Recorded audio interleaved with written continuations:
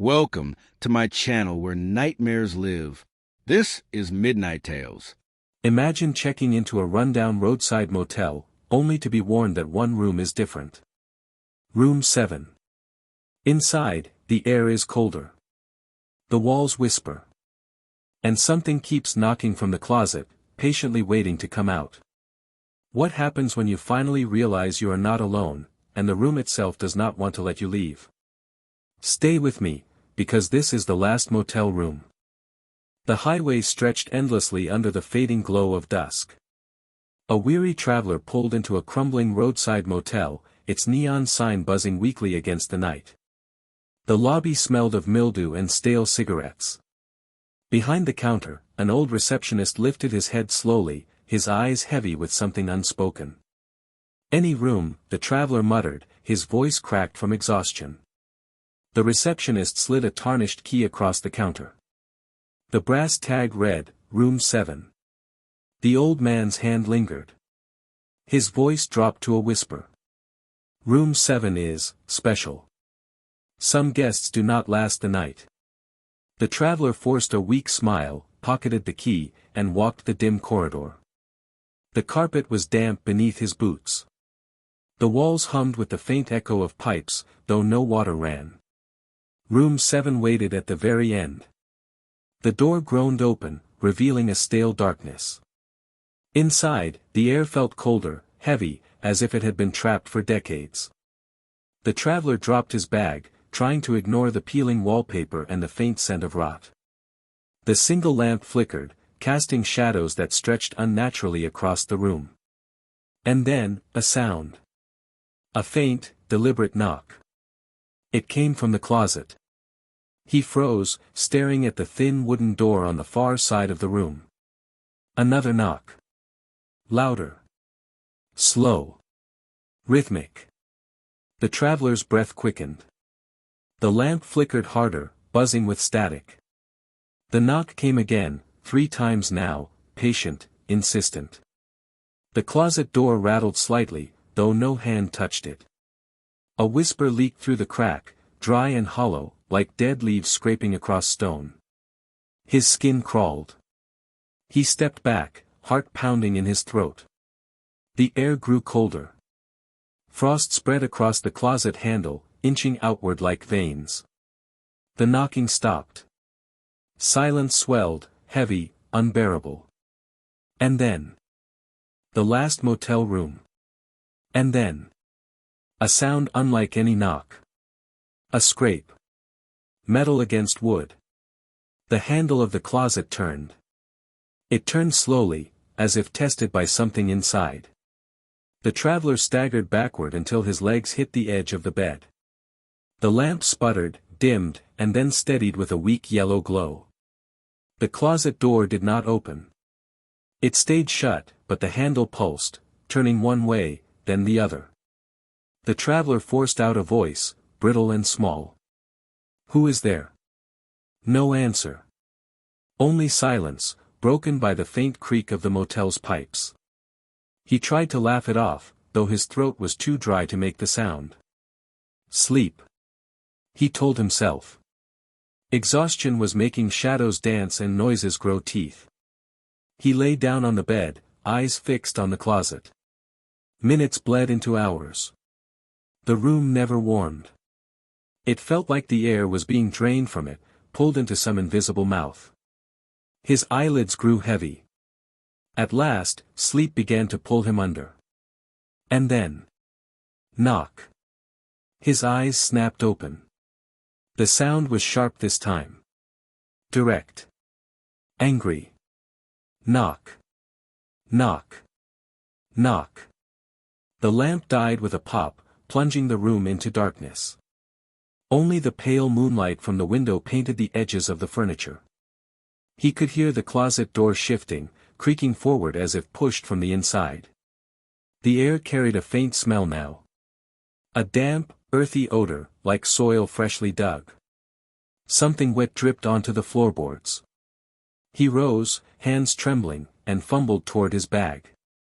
He pulled out a small flashlight, thumb shaking as it clicked on. The beam caught the closet. The wood was splitting, a thin crack running down its center. From that crack, a dark moisture seeped, dripping steadily onto the carpet. The traveler gagged at the smell, rot, old and sour. He backed away, but the bed blocked him. The flashlight flickered, fighting to stay alive. The crack widened. A pale fingertip slid through, pressing against the gap. It was long. Thin. Too thin. The nail was black, split down the middle. Another finger followed. And another. The traveler stumbled sideways, flashlight beam jerking wildly across the room. The pale hand forced itself through, bending at impossible angles, clawing for the handle. The knocking had stopped. Now there was only the sound of wood splintering and the hiss of breath escaping from behind the door. His pulse thundered in his ears. He gripped the flashlight like a weapon, though it shook in his hand. The hand on the door froze.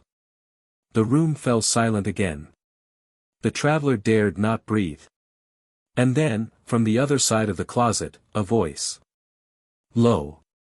Cracked. Almost human. Let me out. The last motel room. The voice slithered through the crack in the door. Dry. Raspy. Hungry. Let me out. The traveler's skin crawled as though insects were beneath it, writhing. His throat locked. He tried to answer, but no sound came. The pale fingers curled tighter around the doorframe, stretching the crack wider. The wood groaned, splintering. A nail snapped from one finger and clattered onto the carpet. It twitched where it landed, as if still alive. The traveler stumbled back until his shoulders pressed against the cold wall. The flashlight flickered again, its beam quivering with his hands. The closet door shuddered. From behind it, the breathing grew louder. Not steady, but broken, uneven, like someone choking between each inhale. The traveler whispered, "Stay, stay inside." The whisper from the crack laughed. A brittle, hollow laugh that did not belong in any human chest. Cold in here, it rasped. Dark. So dark. The traveler's knees weakened. He could not take his eyes from the widening crack. The wood splintered further, and something pressed against the gap. An eye. Too large. Too wet. Its sclera was yellow, veined black, and the pupil stretched long and narrow, like a slit in old leather. It stared at him without blinking. The traveler gasped and dropped the flashlight. The beam rolled across the floor, spinning shadows up the walls. The closet rattled violently now, as if every bone in the world was hammering from inside. The voice grew sharper. Open. Open. The lamp on the nightstand burst, glass raining down. The room fell into almost total darkness, lit only by the dying beam of the flashlight. The traveler crawled across the bed, reaching for the door, the exit. His hand closed on the knob, cold, slick with condensation. He pulled. It did not move. He pulled harder, twisting, yanking, but the knob refused to turn. Behind him, the closet groaned open by an inch. A pale hand slithered out, palm pressed flat against the floor. The fingers spread too wide. They bent backward, joints snapping as they reached farther than human flesh could allow. The traveler beat his fists against the door. Help. Someone, help me. No answer. The motel was silent. The hall beyond might as well have been abandoned for decades. Another hand pushed out of the closet. Then an arm. It was long. Too long. The skin looked stretched thin, almost transparent, veins crawling like worms beneath it. The traveler backed against the locked exit door, chest heaving. The thing pulled itself farther into the room, joints cracking, ribs showing beneath skin that looked soaked in black water. The voice returned, closer now, though the mouth had not yet emerged. You should not be here. The flashlight sputtered one last time, then died. Darkness swallowed the room. Only the sound remained. The slow, wet scrape of something dragging itself across the floor. The traveler's hand fumbled along the wall, searching for anything, any escape. His fingers brushed the light switch. He flicked it. The bulb above the bed burst instantly, showering sparks. In that flash, for just a heartbeat, he saw it. The figure, half out of the closet. Its head bent low, face obscured by hanging strands of wet, black hair. Its mouth was open far too wide, teeth jagged and uneven, each one glistening as if freshly sharpened. The traveler's scream caught in his throat. The room sank into silence again. And in that silence, the thing whispered, right beside his ear now, though he had not heard it move. Room 7 is mine. The last motel room. Room 7 is mine. The traveler froze, every muscle locked in terror. The whisper was not across the room. It was inches from him. He could feel the cold dampness of breath crawling against his skin. But when he turned, nothing was there. Only darkness. The silence pressed down like a weight, as though the air itself had thickened. He dared not move, dared not even swallow. And then. Knock. He jumped. The sound had returned. But it did not come from the closet. It came from the door behind his back. The exit. The traveler spun, hope igniting for a fraction of a second. He pressed his ear to the door. "Hello," he whispered. The knock came again. Slow. Gentle. But the sound was wrong. It was not from the hallway. It came from inside the wood itself, like fingers trapped within the door, begging release. His breath shook as he stepped back. The closet groaned again. The crack widened further, wood tearing like wet paper. Something heavy shifted inside, dragging forward. A pale face began to push through the splinters. Skin stretched thin across the skull, lips split, eyes bulging. The head forced itself through, shredding the frame. The traveler's mind screamed to run, but his body betrayed him. His legs refused to move. The thing slid farther into the room, shoulders twisting unnaturally to squeeze through. Its bones cracked like breaking branches. The smell hit him, decay, damp earth, iron. The traveler gagged, choking on bile. The figure was on the floor now, half crawling, half dragging itself toward him. Its limbs bent the wrong way, joints bending with sharp snaps. The nails scraped lines into the floorboards, leaving trails of splinters. And then the voice again. Closer. Right in front of him. "You came here tired. Hungry. Alone." The traveler whimpered, stumbling against the dresser. The thing lifted its head.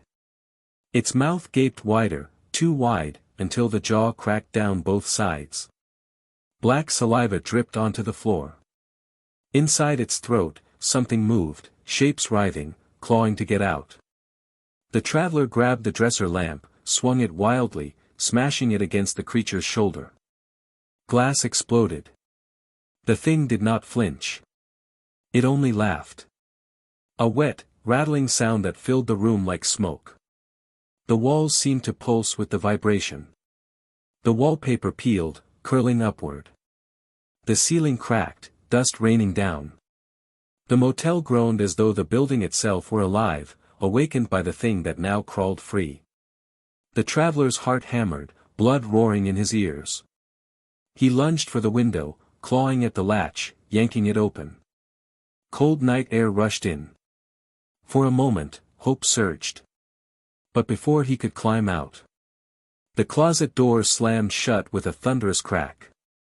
The sound echoed like a gunshot, vibrating through his bones. And the whisper came again. All around him this time, in the air, in the walls, inside his head. "You cannot leave room 7. The last motel room. You cannot leave room 7.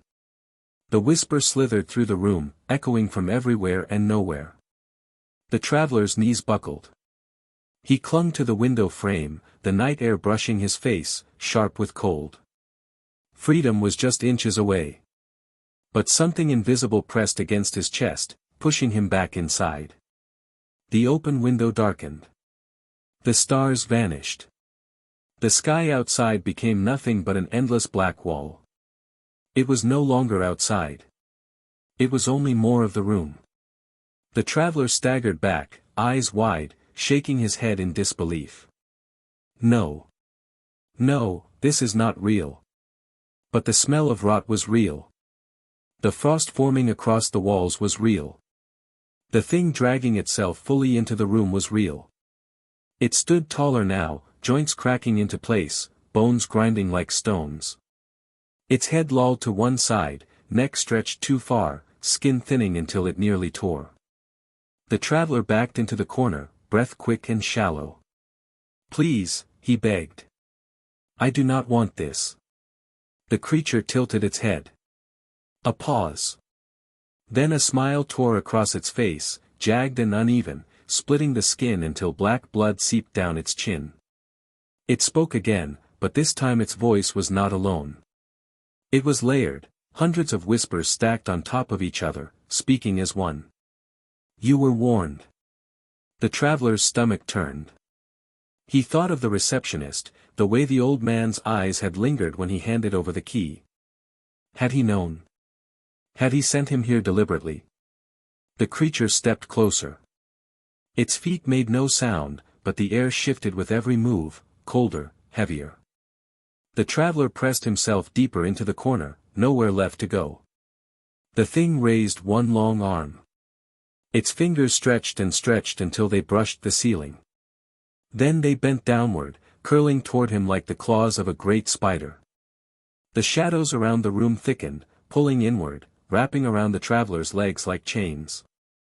He screamed and kicked, but the darkness held him fast. The walls began to move. The peeling wallpaper writhed, shapes shifting beneath it. Hands, hundreds of pale hands, pressed against the paper from inside the walls, clawing, stretching, leaving smears of black across the faded patterns. Voices hissed in his ears. Some wept. Some laughed. Some begged. All of them whispered the same words. "Stay. Stay. Stay." The traveler's mind fractured beneath the chorus. He thrashed against the shadows, but the more he fought, the tighter they held. The creature bent lower, its face inches from his. Its breath was cold enough to frost his eyelashes. Its eyes, those swollen, yellow eyes, reflected his own trembling face back at him. "You belong here now," it whispered, each word sinking into his bones like nails. The traveler's vision blurred. The room tilted. The shadows crawled higher, wrapping around his chest, his throat. He gasped, choking, as the darkness seeped into his mouth like smoke.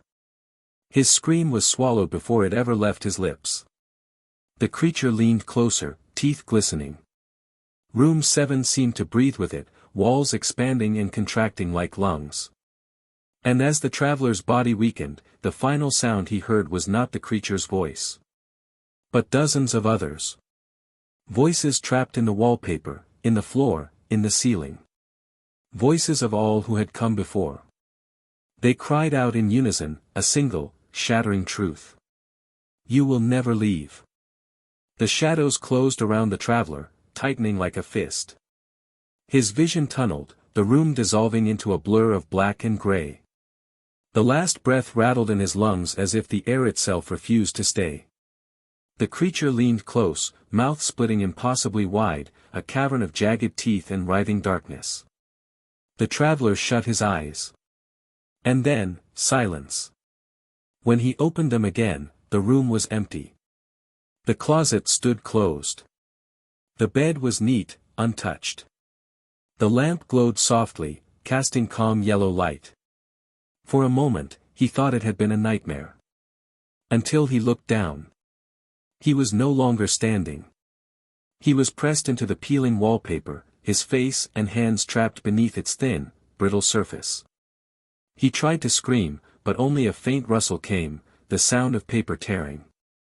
On the other side of the wall, muffled voices moaned. He understood them now. They were the others. The ones who had stayed. The ones who had never left. From the hallway, footsteps approached. The receptionist's old voice murmured, tired and resigned. Another guest for room 7. The door creaked open. The light from the hall spilled in. And as a new traveler stepped across the threshold, the wallpaper shivered. 100 silent faces pressed outward at once, straining to warn him. But the words never came. Only the knock. From the closet. Slow. Steady. Endless.